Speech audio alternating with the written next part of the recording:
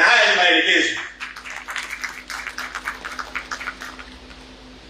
Hospitali kubwa zikiwemo Muhimbili, hospitali ya taifa, Moi, JKCI zionyeshe mfano wa uwajibikaji kwa kulipa madeni yao na kurejesha nidhamu katika mfumo wa ugavi.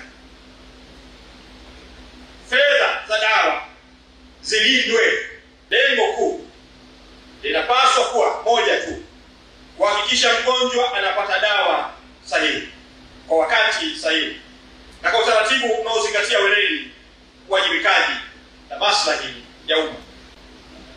Kama dawa ipo, changamoto ni jina.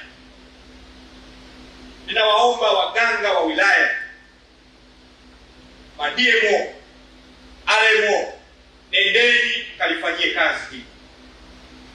Ninawaelekeza wafamasia wa mikoa na wilaya, shirikianeni kwenda kumaliza changamoto hii, kwa sababu anaweza kupita kiongozi akaambiwa dawa ya kutuliza changamoto ya kichwa hakuna, wakati dawa ipo lakini ina jina lingine, na ninyi mnajua dawa ipo.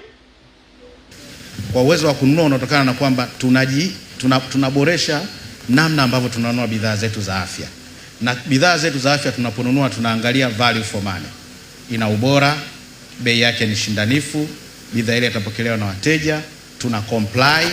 Na nadhani katika vitu ambavyo utaviona mwenyekiti, hata ukiangalia trend ya MST pamoja na changamoto zake, zile sauti kali za kuhusu ununuzi zinapungua siku hadi siku.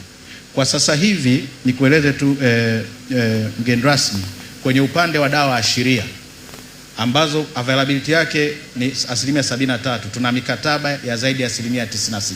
Shirika la Afya Duniani linatuambia usizidi 5% ya expiry zako.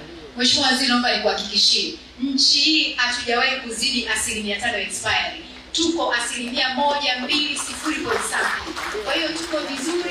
Swala la dawa ku expire, Mheshimiwa Waziri, sio swala geni. Dunia nzima dawa zina expire. Kila dawa inayoingia nchi inayopita kwenye utaratibu wa kawaida lazima TFDA apime.